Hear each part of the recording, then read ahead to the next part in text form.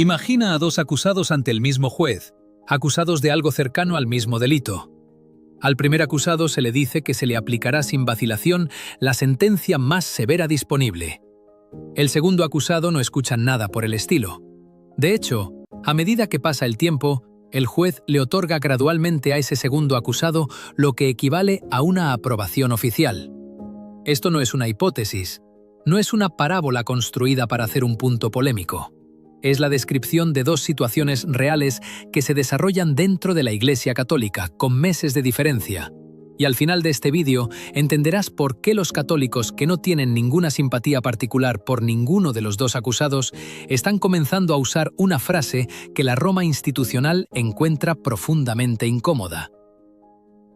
Dos pesos, dos medidas. Comencemos con los hechos, y el primer hecho es una fecha. El 1 de julio de 2026, en el seminario de Ecón, en Suiza, la Sociedad de San Pío X consagrará 4 nuevos obispos. Los 4 sacerdotes ya han sido anunciados públicamente, con sus escudos episcopales y lemas. El padre Pascal Schreiber, suizo. El padre Michael Golda, americano. El padre Michel Poyancinet de Cibrí y el padre Marc Arampier, ambos franceses.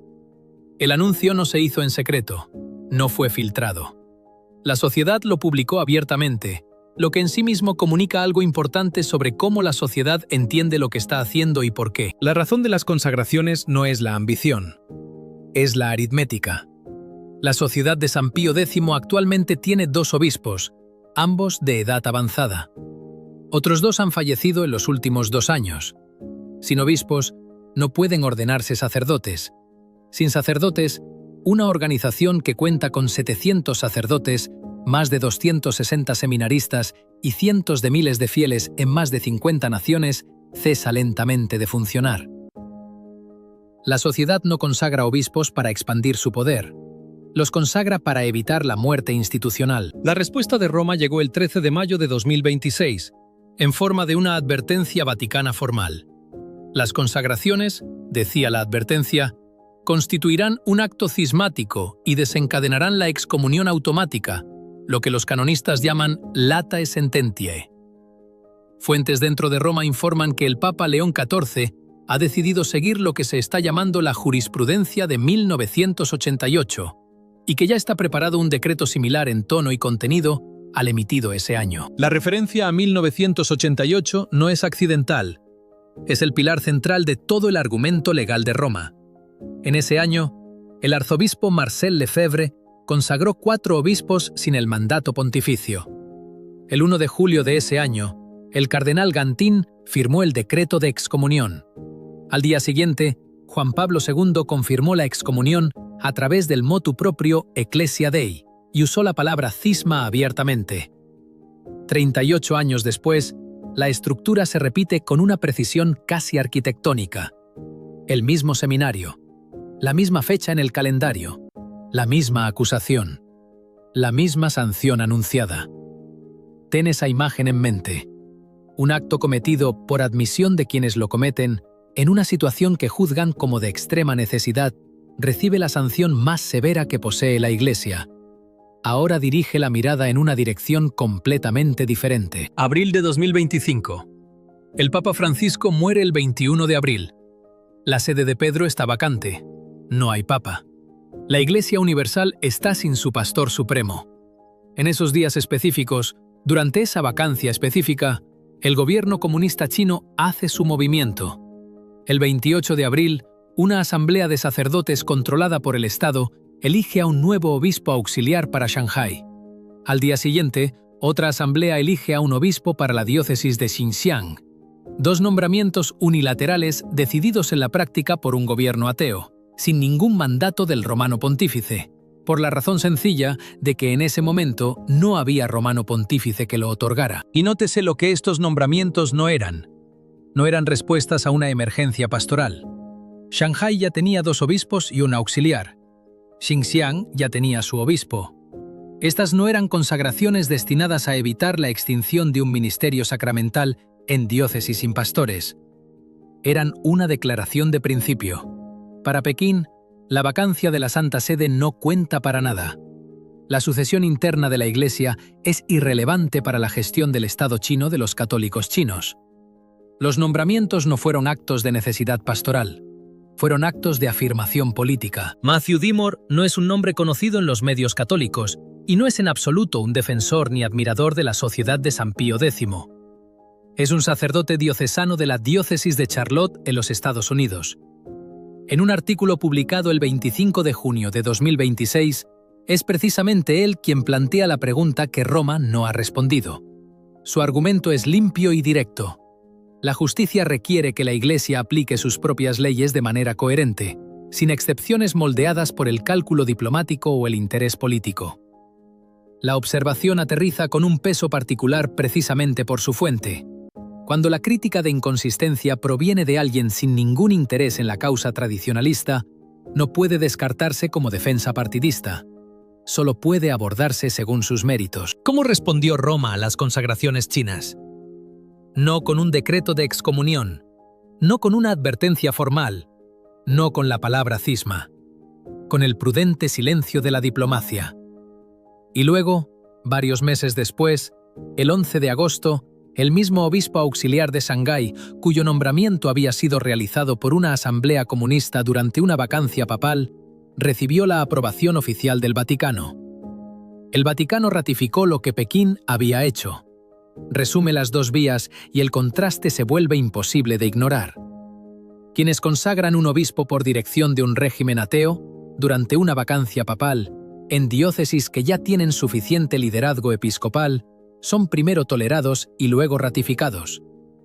Quienes consagran obispos para evitar la extinción sacramental de una sociedad sacerdotal que profesa la fe católica íntegramente, son amenazados con la sanción canónica más severa disponible. Esta es la paradoja que nadie en la Roma oficial ha estado dispuesto a abordar directamente. El punto no es determinar con perfecta precisión quién está de qué lado del derecho canónico. El derecho canónico es un instrumento complejo y su aplicación en ambos casos implica genuinas preguntas interpretativas. El punto es la disparidad de trato. La misma Roma que aplica infinita paciencia y discreción diplomática a Pekín, aplica la espada inmediata de la excomunión a Ekon. Y cuando se mira honestamente el contenido real de las dos situaciones, esa disparidad no favorece la lógica que Roma ha elegido. En China, los obispos son consagrados por un poder político abiertamente hostil a la fe católica, que ha encarcelado a obispos leales a Roma, que gestiona la Iglesia como un departamento de la ideología de Estado. En Suiza, los obispos son consagrados por una fraternidad que sostiene todos los artículos de la fe católica, celebra la misa en la forma que la Iglesia usó durante más de 1000 años, y no pide nada, excepto continuar haciendo lo que la Iglesia siempre ha hecho. Alguien objetará, y la objeción merece ser tomada en serio, que los dos casos no son idénticos. China actuó durante una vacancia papal. La sociedad está desafiando a un papa vivo y reinante que ha prohibido explícitamente estas consagraciones. Esa es una distinción real y conlleva un peso canónico real. Pero no disuelve el problema. Porque si la autoridad del papa reinante es el criterio decisivo, entonces los nombramientos chinos realizados contra todos los acuerdos existentes entre el Vaticano y Pekín, y contra la práctica milenaria de la Iglesia respecto a los nombramientos episcopales, deberían haber recibido como mínimo una respuesta pública igualmente firme. En cambio, fueron absorbidos en el silencio diplomático y eventualmente sancionados. La sociedad invoca el estado de necesidad, un concepto que existe dentro del propio derecho canónico, específicamente en los cánones 1323 y 1324, que prevén la mitigación o exclusión de las penas canónicas cuando un acto se comete en condiciones de genuina necesidad. Se puede debatir si ese argumento se sostiene hasta el final, pero es un argumento teológico y canónico, hecho de buena fe por personas que actúan desde dentro de la lógica de la tradición. No es un cálculo geopolítico, no es una posición negociadora diseñada para extraer concesiones institucionales. Es una afirmación de conciencia arraigada en una lectura del derecho y la doctrina. La pregunta que surge debajo de todo esto es la incómoda. ¿Qué se está castigando realmente? Porque cuando se colocan los dos casos uno al lado del otro con genuina honestidad, la respuesta que emerge no es una canónica limpia. No es la estructura del acto en sí lo que determina la respuesta. La estructura del acto ha sido tolerada en China. Lo que parece determinar la respuesta es algo más: el contenido de lo que se está defendiendo. Un régimen que controla la Iglesia es acomodado porque la geopolítica está en juego. Una fraternidad que preserva la misa antigua y rechaza las ambigüedades del momento actual es amenazada con la excomunión porque lo que representa toca un nervio que la diplomacia no puede calmar. Esa conclusión no se ofrece aquí como un arma polémica. Es la conclusión a la que llegó independientemente un sacerdote diocesano sin ninguna conexión con la sociedad de San Pío X cuando examinó los hechos.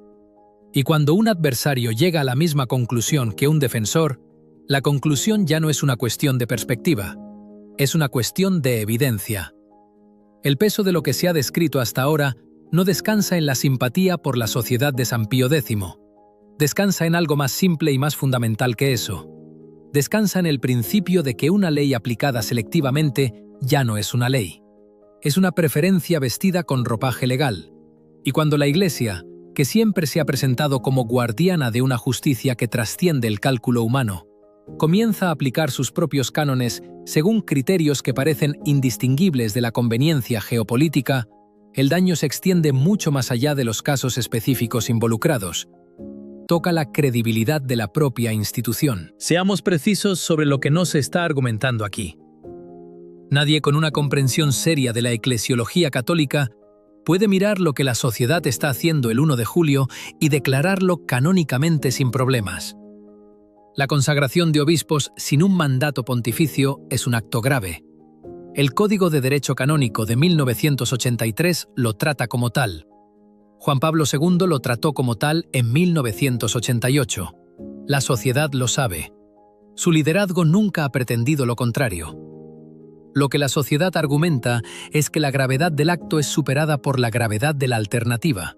La lenta extinción sacramental de una comunidad de 700 sacerdotes y cientos de miles de fieles que no tienen a dónde ir. Ese es el argumento de la necesidad. Y el derecho canónico, como se señaló, en realidad proporciona espacio para ese argumento, aunque no lo valide automáticamente. Lo que el derecho canónico no proporciona espacio es para la aplicación de sus sanciones más severas a una parte, mientras otra parte comete un acto estructuralmente comparable y recibe no un decreto, sino un respaldo. Eso no es una queja tradicionalista, es una observación básica sobre lo que requiere la coherencia legal. Matthew Dimor lo formuló desde Charlotte. El cardenal Müller formuló algo adyacente desde Alemania. Acción Católica Polaca formuló una versión desde Częstochowa. Estas no son voces coordinadas. Son observadores independientes que llegan a conclusiones superpuestas porque los hechos empujan en esa dirección independientemente de dónde se comience. Hay una pregunta más profunda debajo de la canónica, y es la pregunta que Roma más consistentemente se ha negado a abordar. ¿Qué significa para una comunidad católica invocar la necesidad? El concepto tiene una historia. No fue inventado por el arzobispo Lefebvre. Recorre la tradición a través de la teología de la toma de decisiones morales, a través de los escritos de teólogos a quienes nadie llamaría disidentes. La necesidad en la tradición católica se refiere a una situación en la que los medios normales de cumplir una obligación grave no están disponibles, y en la que el no actuar resultaría en un grave daño para las almas. La sociedad cree que está en esa situación. Se puede estar en desacuerdo con esa valoración, pero el desacuerdo tiene que argumentarse en sus propios términos, no evitarse llegando de inmediato a la sanción más dura disponible, mientras simultáneamente se aprueban obispos nombrados por un gobierno comunista. Los fieles que observan esto desde fuera, el católico ordinario que asiste a misa, cría hijos en la fe e intenta dar sentido a lo que está ocurriendo en la institución a la que pertenece, merece un relato honesto de lo que el silencio de Roma comunica realmente. No comunica fortaleza.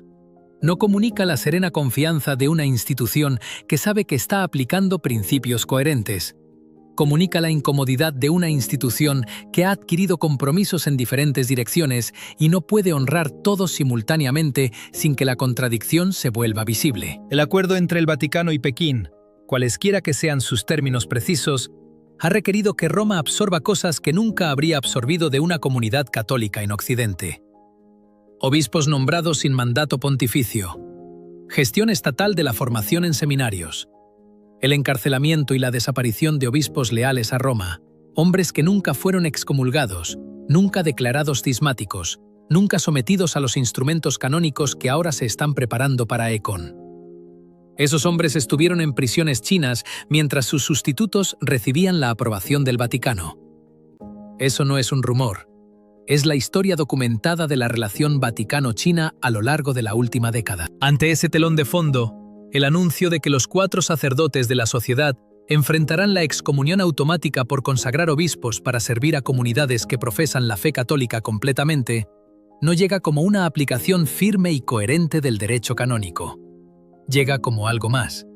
Llega como una demostración de que el aparato disciplinario de la Iglesia responde con máxima fuerza cuando el objetivo es una comunidad tradicionalista en Suiza, y con máxima paciencia cuando el objetivo es un gobierno en Pekín que ha dejado claro que considera a la Iglesia Católica como una institución subordinada del Estado chino. Alguien dirá que las dos situaciones son simplemente demasiado diferentes para compararse, que el acuerdo con China, con todas sus imperfecciones, sirve a la supervivencia a largo plazo de la Iglesia Católica en una nación de 1.400 millones de personas, y que los compromisos a corto plazo en la aplicación del derecho canónico son el precio de esa presencia a largo plazo.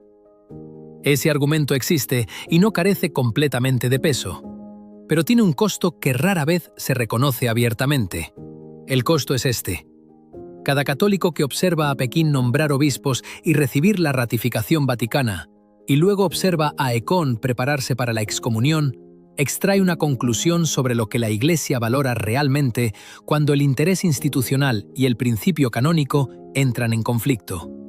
Y la conclusión que extraen no es halagadora para la institución. El 1 de julio nos dirá si el decreto es realmente firmado. Si León XIV sigue adelante con la advertencia emitida en mayo o si los días finales antes de las consagraciones producen alguna forma de negociación, algún último canal de comunicación que aleje la situación del borde. La historia de 1988 no ofrece mucho aliento. El decreto de ese año fue firmado el mismo día en que tuvieron lugar las consagraciones. El patrón que Roma ha anunciado que pretende seguir terminó exactamente en ese resultado. Pero independientemente de lo que ocurra el 1 de julio, una cosa ya ha ocurrido que ningún decreto puede deshacer. La pregunta ha sido formulada públicamente, por personas que no son partidarias de la sociedad, por personas con doctorados y asignaciones diocesanas y ningún interés personal en el resultado, y no ha sido respondida. La pregunta de por qué la misma Iglesia que ratificó obispos nombrados por comunistas se prepara para excomulgar a sacerdotes que consagran obispos para servir a comunidades de católicos fieles ha sido colocada sobre la mesa. Está ahí. Roma no la ha abordado. Un cisma es siempre una tragedia. Esa palabra no se usa aquí a la ligera y no debe usarse a la ligera en ningún lugar. Una ruptura en el cuerpo visible de la Iglesia es una herida en algo por lo que Cristo murió para hacer uno. Nadie que comprenda qué es la Iglesia puede mirar esa perspectiva con otra cosa que no sea dolor. El punto de nombrar el doble estándar no es alegrarse por la ruptura. Es preguntar si la ruptura podría haberse evitado si la misma energía dedicada a la acomodación diplomática con Pekín se hubiera dedicado a encontrar una solución canónica para Ecón. Una prelatura personal ha estado sobre la mesa durante años. La sociedad tiene condiciones. Roma tiene condiciones. Ninguno de los dos conjuntos de condiciones ha sido satisfecho. Y mientras esa negociación permanece sin resolver, las consagraciones proceden y el decreto se prepara. La Iglesia pertenece a Cristo. Esa es la única certeza que sobrevive a todo fracaso institucional, a todo error de cálculo diplomático, a todo decreto que plantea más preguntas de las que resuelve. La fe que la sociedad ha preservado, con todas sus tensiones y todas sus limitaciones, es la misma fe que fue proclamada antes de que existiera cualquiera de las controversias actuales y que será proclamada mucho después de que estén resueltas u olvidadas. Pero los fieles que están observando ahora mismo, hoy, mientras se acerca el 1 de julio, merecen más que ese horizonte lejano. Merecen coherencia. Merecen una Iglesia que aplique su propia ley con la misma medida a todas las partes independientemente de las consecuencias políticas. Merecen una respuesta a la pregunta que un sacerdote diocesano de Charlotte tuvo la honestidad de formular. Hasta ahora, lo que han recibido es silencio. ¿Qué piensas? Deja un comentario abajo. Amén. Dios te bendiga.